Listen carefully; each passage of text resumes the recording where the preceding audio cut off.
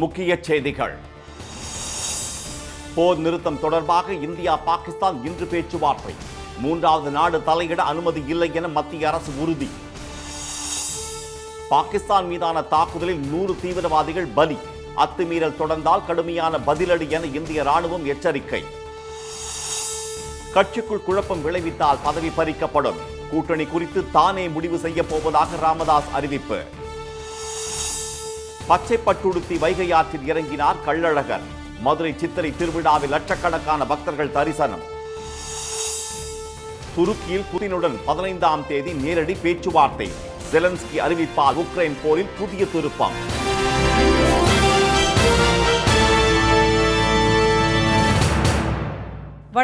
வணக்கம். சண்டை நிறுத்தம் மற்றும் அத்துமீறல்களை கட்டுப்படுத்துவது தொடர்பாக இந்தியா பாகிஸ்தான் ராணுவ இயக்குநர் ஜெனரல்கள் இடையே இன்று நண்பகல் பேச்சுவார்த்தை நடைபெறுகிறது. பெஹல்காம் தாக்குதலுக்கு இந்தியா பதிலடி கொடுத்ததை தொடர்ந்து கடந்த 5 நாட்களாக இரு நாட்டு எல்லைப் பகுதிகளில் கடும் சண்டை நடந்து வந்தது.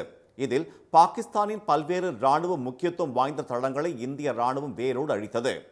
இதையடுத்து நேற்று முன்தினம் மாலை செய்தியாளர்களிடம் பேசிய வெளியுறவுத்துறை செயலாளர் திரு விக்ரம் மிஸ்ரி, பாகிஸ்தானின் டிஜிஎம்ஓ என்று அழைக்கப்படும் ராணுவ நடவடிக்கைகளுக்கான ஜெனரல்கள் இந்திய டிஜிஎம்ஓக்களை அழைத்து சண்டை நிறுத்தம் பற்றி பேசியதாகவும், அதைத் தொடர்ந்து நிலம், வான், கடல் என அனைத்து பகுதிகளிலும் நடந்து வந்த துப்பாக்கி சண்டைகள் அன்று மாலையே நிறுத்தப்படுவதாகவும் அறிவித்தார். மேலும் இரு நாடுகளையும் சேர்ந்த ராணுவ நடவடிக்கைகளுக்கான இயக்குநர் ஜெனரல்கள் மே 12ஆம் தேதி பேச்சுவார்த்தை நடத்துவார்கள் என்றும் அவர் கூறியிருந்தார். இந்நிலையில் இருதரப்பு டிஜிஎம்ஓக்களும் இன்று நண்பகல் 12 மணிக்கு ஹாட்லைன் மூலம் பேச்சுவார்த்தை நடத்துகின்றனர். அப்போது நிறுத்தி வைக்கப்பட்டுள்ள ராணுவ நடவடிக்கைகளை மீண்டும் தொடராமல் இருப்பது, எல்லைகளில் பதற்றத்தை தணிப்பது ஆகியவை குறித்து ஆலோசிக்கப்பட உள்ளது. பேச்சுவார்த்தையில் காஷ்மீர் விவகாரம் குறித்தோ சிந்து நதிநீர் ஒப்பந்தத்தை ரத்து செய்தது தொடர்பாகவோ எதுவும் பேசப்படாது என்று தகவலறிந்த வட்டாரங்கள் தெரிவித்தன. மேலும் சண்டை நிறுத்த விவகாரத்தில் இந்தியா பாகிஸ்தான் தவிர மூன்றாவது நபரோ நாடோ தலையிட அனுமதிக்கப்படாது என்பதில் மத்திய அரசு உறுதியாக இருப்பதாகவும் செய்திகள் வெளியாகியுள்ளன. இதனிடையே சண்டை நிறுத்தம் குறித்து அறிவித்த திரு விக்ரம் மிஸ்ரியின் எக்ஸ் தள பக்கத்தில் பதிவிட்ட சில அடிப்படைவாதிகள் பாகிஸ்தான் மீது இந்தியா ஏன் கடுமையான நடவடிக்கைகளை எடுக்கவில்லை என்று விமர்சனம் செய்திருந்தனர். லண்டனில் பிரபல சட்ட நிறுவனத்தில் வழக்கறிஞராக பணியாற்றி வரும் அவரது மகள் ரோஹிங்கியா அகதிகளுக்கான வழக்கில் ஆஜரானதை எடுத்துக்காட்டி அவரையும் இழிவுபடுத்தியிருந்தனர். உச்சகட்டமாக மிஸ்ரி குடும்ப உறுப்பினர்களின் தொலைபேசி எண்களையும் இணைத்து அவதூறாக பதிவிட்டதால் அவர் தமது எக்ஸ் பக்கத்தை தனிப்பட்டதாக மாற்றியுள்ளார். திரு மிஸ்ரி இழிவுபடுத்தப்படுவதற்கு காங்கிரஸ் கட்சியின் திரு சச்சின் பைலட், ஏஐஏஐஎம் தலைவர் திரு அசாசுதீன் ஓவைசி உள்ளிட்டோர் கடும் கண்டனம் தெரிவித்துள்ளனர். மிஸ்ரி அவமதிக்கப்படுவதை கண்டித்துள்ள IAS, IPS அதிகாரிகள் சங்கம், பொது வாழ்வில் உள தூய்மையுடன் கடமையை செய்யும் அதிகாரி ஒருவர் அவமதிக்கப்படுவது கவலையளிப்பதாக தெரிவித்துள்ளது. அவர்களின் கண்ணியம் காக்கப்பட வேண்டும் என்றும் அச்சங்கம் வலியுறுத்தியுள்ளது. இந்நிலையில் தொடர் பதற்றம் காரணமாக காஷ்மீரின் எல்லையோர நகரங்களில் வங்கிகளில் இருந்த பணம் காலியாகிவிட்டதால் கடுமையான பணத்தட்டுப்பாடு நிலவுகிறது. அமைதி திரும்பிய பின் அங்குள்ள ஏடிஎம்களில் பணம் நிரப்பி வைக்க நடவடிக்கை எடுக்கப்பட்டு வருகிறது. இதனிடையே ராஜஸ்தானின் பார்மர் பகுதியில் நேற்றிரவு சில ட்ரோன்கள் தென்பட்டதால் பொதுமக்கள் வீட்டை விட்டு வெளியே வர வேண்டாம் என்று மாவட்ட நிர்வாகம் எச்சரித்தது. பார்மர், ஜெய்சால்மர், ஸ்ரீ கங்காநகர் பகுதிகளில் பாதுகாப்பு கருதி மின்சாரம் துண்டிக்கப்பட்டது. ஜோத்பூர் மாவட்டத்தில் பள்ளி கல்லூரிகளுக்கு இன்று விடுமுறை அறிவிக்கப்பட்டுள்ளது. பாகிஸ்தானுக்கு எதிரான ஆபரேஷன் சிந்தூர் தாக்குதலில் இந்தியாவில் தேடப்படும் முக்கிய தீவிரவாதிகள் கொல்லப்பட்டதாக இந்திய முப்படை தளபதிகள் தெரிவித்துள்ளனர். பெஹல்காம் தீவிரவாத தாக்குதலை தொடர்ந்து பாகிஸ்தானில் உள்ள தீவிரவாத முகாம்கள் மீது இந்தியா தாக்குதல் நடத்தியது. அமெரிக்காவின் சமரச முயற்சியை தொடர்ந்து இரு நாடுகள் இடையிலான போர் முடிவுக்கு வந்ததாக அதிபர் டிரம்ப் நேற்று முன்தினம் அறிவித்தார். இதையடுத்து நேற்று அமைதி திரும்ப தொடங்கியது. இந்நிலையில் சிந்தூர் ஆபரேஷன் தொடர்பாக செய்தியாளர்களிடம் பேசிய முப்படை தளபதிகள், பாகிஸ்தான் மீண்டும் அத்துமீறினால் கடுமையான பதிலடி தரப்படும் என எச்சரிக்கப்பட்டுள்ளதாக தெரிவித்தனர். அந்நாட்டில் உள்ள 9 தீவிரவாத முகாம்களை குறிவைத்து இந்தியா தாக்குதல் நடத்தியதாக கூறிய ராணுவ லெப்டினன்ட் ஜெனரல் திரு ராஜீவ் கை, பாகிஸ்தான் அலை அலையாக ஏவிய ட்ரோன்கள் அனைத்தும் சுட்டு வீழ்த்தப்பட்டதாகவும் தெரிவித்தார். இந்தியாவின் தாக்குதலில் 100க்கும் மேற்பட்ட தீவிரவாதிகள் கொல்லப்பட்டதாகவும் 40 பாகிஸ்தான் ராணுவத்தினர் பலியானதாகவும் அவர் கூறினார். That we achieved total surprise and those strikes across those 9 terror hubs left more than 100 terrorists killed, including high value targets such as Yusuf Azhar, Abdul Malik Rauf, and Mudassir Ahmed, that were involved in the hijack of IC-814 and the Pulwama blast. Mumbai தாக்குதல் தீவிரவாதி அஜ்மல் கசாப் பயிற்சி பெற்ற தீவிரவாத முகாம் அழிக்கப்பட்டதாகவும் தளபதிகள் தெரிவித்தனர். பொதுமக்களுக்கு எந்த சேதமும் ஏற்படாத வகையில் துல்லிய தாக்குதல் நடத்தப்பட்டதாக கூறிய ஏர் மார்ஷல் AK பார்த்தி சில முகாம்களில் இருந்து தீவிரவாதிகள் தப்பி ஓடியதாகவும் கூறினார். இந்திய தரப்பு சேதங்கள் குறித்து தற்போது வெளிப்படையாக கூற முடியாது என்ற அவர் நமது போர் விமானிகள் பத்திரமாக திரும்பியதாகவும் தெரிவித்தார். At this time, I would not like to comment on that because we are still in a combat situation. And if I comment on anything, it will only be advantage adversary. So we don't want to give him any advantage at this stage. All I can say is that we have achieved our objectives that we selected and all our pilots are back home. Pahalgam தாக்குதல் நடந்த 96 மணி நேரத்தில் அரபிக்கடலில் இந்திய கடற்படை போர் ஒத்திகையில் ஈடுபட்டதாகவும் எத்தகைய பதிலடிக்கும் தயாராக இருந்ததாகவும் கடற்படை தளபதி திரு பிரமோத் தெரிவித்தார். இந்தியா வான்வழி தாக்குதலை நடத்திய போது பயணிகள் விமானத்தை பாகிஸ்தான் கேடயமாக பயன்படுத்தியதாக கூறிய தளபதிகள் லாகூர் வான்வெளியில் சர்வதேச விமானங்களும் பறக்க பாகிஸ்தான் அனுமதித்ததாக குற்றம் சாட்டினர். எல்லையில் பாகிஸ்தான் அத்துமீறி நடத்திய தாக்குதலில் 5 வீரர்கள் வீரமரணம் அடைந்ததாக அவர்கள் கூறினர். காஷ்மீர் எல்லையோர கிராமங்களில் பாகிஸ்தான் வீசிய வெடிக்காத குண்டுகள் கிடக்கின்றன. அவற்றை அகற்றும் வரை பொதுமக்கள் வீடு திரும்ப வேண்டாம் என்று பாரமுல்லா மாவட்ட நிர்வாகம் கேட்டுக் கொண்டுள்ளது. கட்சிக்குள்ளேயே கூட்டணி வைப்பவர்கள் திருந்தாவிட்டால் அவர்கள் பதவியில் நீடிக்க முடியாது என்று பாமக நிறுவனர் டாக்டர் ராமதாஸ் எச்சரித்துள்ளார். மாமல்லபுரத்தை அடுத்த திருவிடந்தையில் பாமக சார்பில் சித்திரை முழு நிலவு வன்னியர் மாநாடு நடைபெற்றது. 2013க்கு பிறகு நடைபெற்ற இம்மாநாட்டில் பாமக நிறுவனர் திரு ராமதாஸ், அக்கட்சியின் தலைவர் திரு அன்புமணி மற்றும் அவரது குடும்பத்தினர் உள்ளிட்ட ஏராளமானோர் கலந்து கொண்டனர். மாநாட்டில் பேசிய திரு ராமதாஸ், கட்சி தொடங்கப்பட்ட பிறகு யானை சின்னத்தில் தனித்து நின்று 4 தொகுதியில் வெற்றி பெற்ற பாமக இப்போது கூட்டணியில் 5 தொகுதிகள் மட்டுமே வெற்றி பெற்றிருப்பது அசிங்கம் இல்லையா என்றார். கோட்டையை பிடிக்க வேண்டும் என்று ஆசைப்படுபவர்கள் கட்சிக்காக உழைத்து தற்போது இருக்கும் பதவியை தக்க வைத்துக் கொள்ள வேண்டும் என்ற அவர், கட்சிக்கு உள்ளேயே கூட்டணி வைத்து காக்காய் பிடிப்பவர்கள் கட்சியின் அடிப்படை உறுப்பினராக கூட இருக்க முடியாது என்று எச்சரித்தார். இனி ஏமாற்றும் வேலை நடக்காது, காக்கா பிடிக்கிற வேலை நடக்காது. வெளிப்பூச்சு, வெளி வேஷம், வெளி பேச்சு, கூட்டணி, அந்த கூட்டணி, இந்த கூட்டணி, கட்சிக்குள்ளே கூட்டணி, கட்சிக்குள்ளே கூட்டு, இதெல்லாம் நடக்காது தம்பி. 4 செல்ஃபோன் வச்சுருக்கிற, இன்னும் 4 வாங்கிக்க, பொழைச்சிக்கோ, ரியல் எஸ்டேட் பண்ணிக்கோ. ஆனால் நீ இந்த கட்சியில் பொறுப்பில் இருக்கவே முடியாது, இருக்கவே முடியாது. அது யாராக இருந்தாலும் சொல்லுகிறேன். பாமக நிர்வாகிகள் ஒவ்வொருவரின் கணக்கும் பார்க்கப்படுகிறது என்ற அவர், ஒழுங்காக வேலை செய்யாவிட்டால் உங்கள் பொறுப்பை வேறொரு சின்ன பையனிடம் கொடுத்து விடுவேன் என்று கூறினார். உங்களின் நாட்கள் எண்ணப்பட்டு கொண்டிருக்கிறது, உங்கள் பதவிக்கு இளம் சிங்கங்கள் காத்து கொண்டிருக்கிறார்கள் என்று எச்சரித்த திரு ராமதாஸ், கூட்டணியை பற்றி முடிவெடுக்க தாம் இருப்பதாகவும் யாருக்கும் அந்த கவலை வேண்டாம் என்றார். முன்னதாக பேசிய திரு அன்புமணி ராமதாஸ், தனியார் துறையிலும் இடஒதுக்கீடு வேண்டும் என்று கூறினார். சாதிவாரி கணக்கெடுப்பை தமிழ்நாடு அரசு எடுக்க வேண்டும் என அவர் வலியுறுத்தினார். தமிழக இளைஞர்கள் மற்றவர்கள் பின்னால் செல்லாமல் தம் பின்னால் நம்பி வந்தால் கல்வியும் வேலை வாய்ப்பையும் பெற்றுத் தருவதாக உறுதியளித்தார். ஏற்கனவே ஒரே மேடையில் திரு அன்புமணியுடன் நேரடியாக சண்டையிட்ட திரு ராமதாஸ் நேற்றும் அருகில் வைத்துக் கொண்டே எச்சரித்தது கட்சி வட்டாரங்களில் பரபரப்பை ஏற்படுத்தியுள்ளது. சித்திரை திருவிழாவின் முத்திரை பதிக்கும் நிகழ்ச்சியாக கள்ளழகர் வைகை ஆற்றில் பச்சை பட்டுடுத்தி லட்சக்கணக்கான பக்தர்கள் புடைசூழ இறங்கினார். உலக புகழ்பெற்ற மதுரை சித்திரை திருவிழா கடந்த மாதம் 30ஆம் தேதி தல்லாக்குளம் பிரசன்ன வெங்கடாச்சலபதி திருக்கோயிலில் பந்தக்கால் நடும் நிகழ்ச்சியுடன் தொடங்கி கோலாகலமாக நடைபெற்று வருகிறது. வைகை ஆற்றில் கள்ளழகர் எழுந்தருளும் நிகழ்விற்காக அழகர் கோவிலில் இருந்து சுந்தரராஜ பெருமாள் கள்ளர் வேடம் அணிந்து கண்டாங்கி பட்டுடுத்தி தங்க பல்லக்கில் மதுரைக்கு புறப்பட்டார். நேற்று 3 மாவடி வந்த அழகரை பக்தர்கள் எதிர்கொண்டு அழைக்கும் எதிர்சேவை நிகழ்ச்சி நடைபெற்றது. வழிநெடுகிலும் உள்ள 495 மண்டக படிகளில் எழுந்தருளிய பின் இன்று காலை 6 மணியளவில் பச்சை பட்டுடுத்தி தங்க குதிரை வாகனத்தில் கள்ளழகர் வைகை ஆற்றில் இறங்கினார்.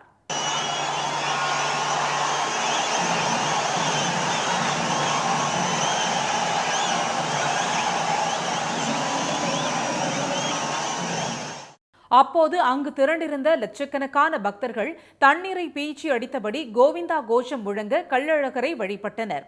கடந்த ஆண்டும் கள்ளழகர் பச்சை பட்டுடுத்தி ஆற்றில் இறங்கினார் என்பது குறிப்பிடத்தக்கது. போர் நிறுத்தம் தொடர்பாக ரஷ்ய அதிபர் விளாடிமிர் புதினுடன் உக்ரைன் அதிபர் செலன்ஸ்கி துருக்கியில் வரும் 15ஆம் தேதி நேரில் சந்தித்து பேசுகிறார்.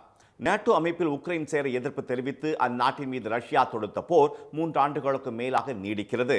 போர் நிறுத்தத்துக்காக மேற்கொள்ளப்பட்ட பல்வேறு முயற்சிகள் தோல்வியடைந்தன. இந்நிலையில் உக்ரைன் தலைநகர் கீவில் உக்ரைன் அதிபர் செலன்ஸ்கியை பிரான்ஸ் அதிபர் இமானுவேல் மேக்ரான், இங்கிலாந்து பிரதமர் ஸ்டாமர், ஜெர்மன் அதிபர் ஃபிரெட்ரிக் மெர்ஸ், போலந்து பிரதமர் டொனால்ட் டஸ்க் ஆகியோர் சந்தித்து பேசினர். அமெரிக்க அதிபர் டிரம்புடன் அவர்கள் தொலைபேசியில் ஆலோசனை நடத்தினர். இதைத் தொடர்ந்து தாக்குதலை ரஷ்யா நிபந்தனையின்றி 30 நாட்களுக்கு நிறுத்த வேண்டும் என்று அவர்கள் வலியுறுத்தினர். இன்று முதல் எந்த நிபந்தனையும் இன்றி போர் நிறுத்தம் அமல்படுத்த வேண்டும் என்றும் உக்ரைன் அதை மீறாது என்றும் செலன்ஸ்கி நம்பிக்கை தெரிவித்தார். போர் நிறுத்தம் தொடர்பான கோரிக்கையை ஏற்க மறுத்த ரஷ்ய அதிபர் புதின், எனினும் உக்ரைனுடன் ரஷ்யா நேரடி பேச்சுவார்த்தை நடத்த தயார் என அழைப்பு விடுத்தார். புதின் விடுத்த அழைப்பை நேர்மறையானது என வரவேற்ற செலன்ஸ்கி, பேச்சுவார்த்தை நடப்பதற்கு முன் போர் நிறுத்தம் செய்வது கட்டாயம் என தமது வலைதள பதிவில் கூறியிருந்தார். இந்நிலையில் போர் நிறுத்தம் தொடர்பாக வரும் 15ஆம் தேதி துருக்கி தலைநகர் இஸ்தான்புல்லில் ரஷ்ய அதிபர் புதினுடன் நேருக்கு நேர் பேசவிருப்பதாக செலன்ஸ்கி தெரிவித்துள்ளார்.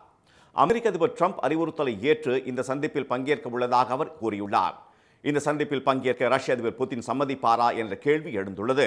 2019ஆம் ஆண்டு கிழக்கு உக்ரைனில் நடந்த தாக்குதல்கள் மற்றும் உயிரிழப்புகளை நிறுத்துவது தொடர்பாக பிரான்ஸ் தலைநகர் பாரிஸில் நடந்த உச்சி மாநாட்டில் இருவரும் சந்தித்தனர்.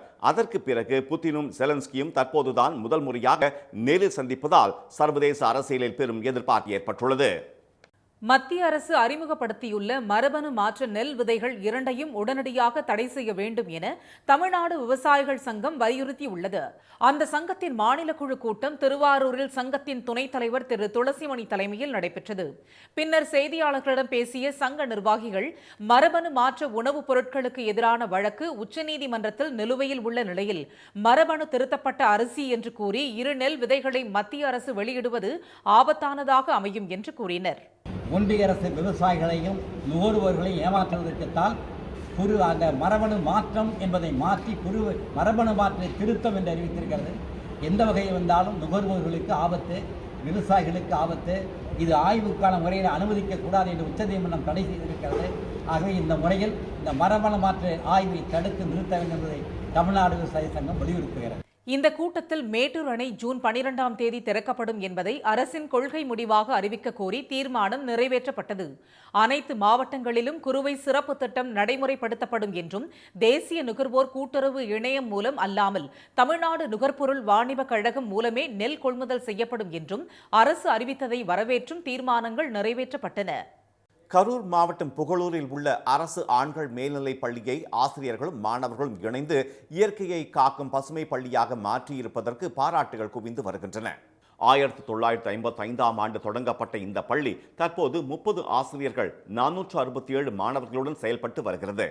ஆசிரியர்கள் மற்றும் மாணவர்களின் பிறந்த நாளில் மரம் நடுவது, நெகிழி ஒழிப்பு, மூலிகை செடிகள் வளர்ப்பு ஆகியவற்றின் மூலம் இயற்கை சூழல் மேம்படுத்தப்பட்டுள்ளது. தேவாங்கு சரணாலயம் உள்ள கடவூர் மலைப்பகுதியை தவிர மற்ற பகுதிகளில் மரங்கள் இல்லாததால் கரூர் மாவட்டத்தில் வெப்பம் அதிகமாக இருப்பதாக கூறப்படுகிறது. அந்த மாவட்டத்தைச் சேர்ந்த இந்த பள்ளி மாணவர்களுக்கு குறைந்த பரப்பில் அதிக மரம் வளர்க்கும் ஜப்பானின் மியாவாக்கி காடுகள் பற்றி சொல்லிக் கொடுக்கப்படுகிறது. இந்த பள்ளியில் மொத்தம் 562 மரங்கள் இருக்கு. மியாவாக்கி காடுகள்லாம் என்ன, காடுகளுடைய அவசியம் என்ன, காடு வளர்க்கறதுடைய பயன்கள் என்ன, இதெல்லாம் சொல்லித்தரதுக்காக இப்போ நாங்கள் அதுக்கான வேலைகளை சொட்டு நீர் எல்லாம் போட்டு வச்சிட்டோம். பிளாஸ்டிக் பயன்பாட்டை எப்படி தவிர்க்கணும் அப்படிங்கிறத எங்கள் பசங்க நல்லா புரிஞ்சுக்கிட்டாங்க, மற்றவங்களுக்கும் சொல்லியிருக்காங்க. இந்த சுற்றுச்சூழல் இதை பண்ணுறதுக்காக நாங்கள் வச்சிருக்கிற ஐடியாஸ் எல்லாமே பசங்க அவங்க வீட்லேயும் இம்ப்ளிமெண்ட் பண்ணுறாங்க. காய்கறி தோட்டம் அமைப்பது, பறவைகளை பாதுகாப்பது உள்ளிட்டவற்றை வாழ்க்கை பாடமாகவும் கற்பதாக கூறும் மாணவர்கள் அரசு பள்ளியில் படிப்பதை பெருமையாக கருதுவதாக தெரிவித்தனர். பசுமை பள்ளியை பாட்டாக பிரித்து வெட்லேண்ட் பண்ணியிருக்கோம். மூலிகை தோட்டம், காய்கறி தோட்டம், கார்டன் ரெடி பண்ணியிருக்கோம். அதாவது விலங்குகள் வளம் குறைஞ்சிட்டே இருக்கனால அதுக்கு எக்ஸாம்பிளாக ஒரு பெரிய டைனோசர் வச்சுருக்கோம். வெட்லேண்டுன்னு ஒரு ஆரம்பித்து அதுக்கு நாங்கள் மீன்லாம் விட்டு வெட்லேண்டு தினத்தை கொண்டாடுறோம். எங்கள் ஸ்கூல் மரங்களில் நாங்கள் சிட்டுக்குருவிக்கு வீடு கட்டி வச்சுருக்கோம், பானைகளில் வச்சு. அனைத்து உயிரினங்களும் பாதுகாக்கப்பட வேண்டும் என்பதை வலியுறுத்தும் வகையில் டைனோசர் உருவத்தை மாணவர்கள் உருவாக்கி பள்ளி வளாகத்தில் வைத்துள்ளனர். சூரிய சக்தியில் இருந்து மின்சாரம் உற்பத்தி செய்து மின் வாரியத்துக்கு வழங்குவதால் மின் கட்டணம் இல்லாமல் பள்ளி நடத்தப்பட்டு வருகிறது. குடிநீரை சிக்கனமாக பயன்படுத்துவது, சுற்றுப்புறத்தை தூய்மையாக வைப்பது, மக்கும் குப்பைகளை உரமாக மாற்றுவது உள்ளிட்ட செயல்பாடுகளையும் மாணவர்கள் மேற்கொண்டு வருகின்றனர். இதன் காரணமாக தமிழகத்தில் 4 பசுமை பள்ளிகளில் ஒன்றாக அரசின் விருதை புகழூர் அரசு ஆண்கள் மேலை பள்ளி பெற்றுள்ளது. பாகிஸ்தான் தாக்குதலில் வீர மரணமடைந்த ராணுவ வீரர்களின் இறுதிச் சடங்கு அரசு மரியாதையுடன் நடைபெற்றது. காஷ்மீரில் எல்லையோர கிராமங்கள் மீது பாகிஸ்தான் ராணுவம் தாக்குதல் நடத்தியதில் 5 ராணுவத்தினர் வீரமரணம் அடைந்ததாகவும் பொதுமக்கள் 15க்கும் மேற்பட்டோர் உயிரிழந்ததாகவும் ராணுவம் அறிவித்துள்ளது. இந்நிலையில் இமாச்சல பிரதேசம் தர்மசாலாவைச் சேர்ந்த ராணுவ வீரர் பவன்குமாரின் இறுதிச் சடங்கில் உள்ளூர் மக்கள் ஏராளமானோர் கலந்து கொண்டு அஞ்சலி செலுத்தினர்.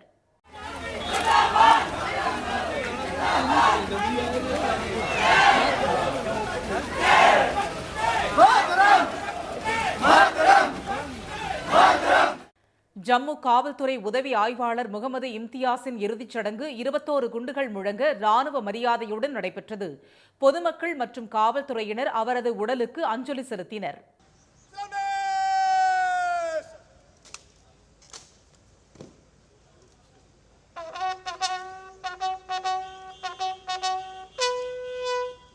ஆந்திராவைச் சேர்ந்த ராணுவ வீரர் முரளி நாயக்கின் இறுதிச் சடங்கு அவரது சொந்த ஊரான ஸ்ரீ சத்யசாய் மாவட்டம் கல்லிதண்டாவில் நடைபெற்றது. ஜம்மு அருகே RS புரா பகுதியில் பாகிஸ்தான் தாக்குதலில் காயமடைந்த எல்லை பாதுகாப்பு படை வீரர் தீபக் சின்காகம் சிகிச்சை பலனின்றி உயிரிழந்தார். விழுப்புரம் அருகே கூவாகம் கூத்தாண்டவர் கோவில் திருவிழாவையொட்டி மிஸ் திருநங்கை அழகி போட்டி நடைபெற்றது. உளுந்தூர்பேட்டை அருகே உள்ள கூவாகம் கோயிலில் ஆண்டுதோறும் சித்திரை மாதத்தில் திருநங்கைகள் ஒன்று கூடி விழா எடுத்து கொண்டாடி வருகின்றனர். இந்த திருவிழாவில் கலந்து கொள்ள தமிழ்நாட்டின் பல்வேறு பகுதிகள் மற்றும் பல்வேறு மாநிலங்களில் இருந்தும் ஆயிரக்கணக்கான திருநங்கைகள் விழுப்புரத்தில் குவிந்துள்ளனர்.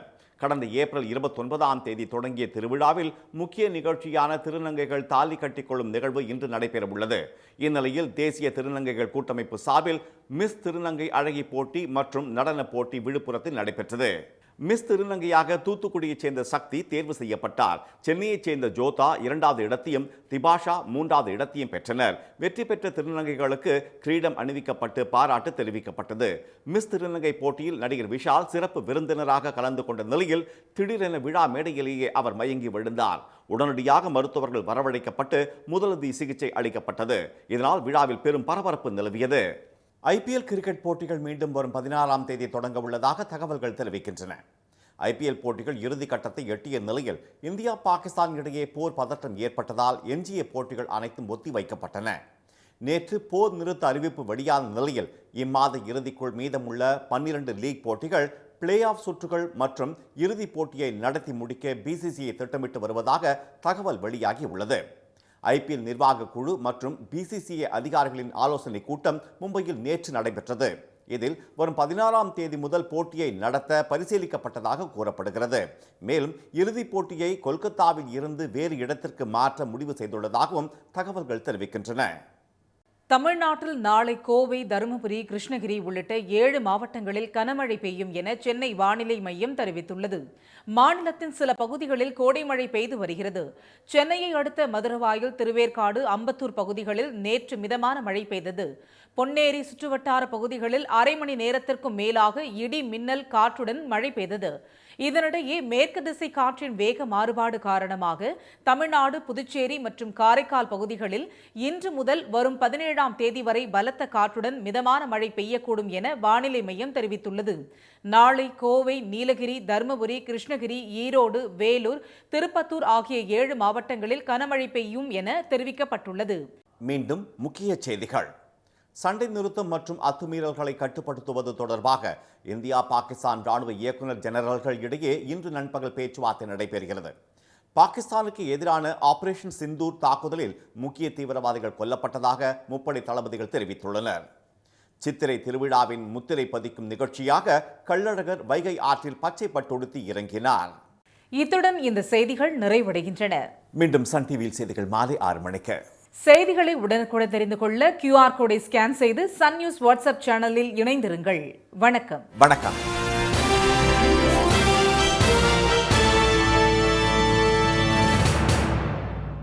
உடனுக்குடன் செய்திகளை தெரிந்து கொள்ள சன் நியூஸ் பெல் ஐகானை கிளிக் பண்ணுங்க.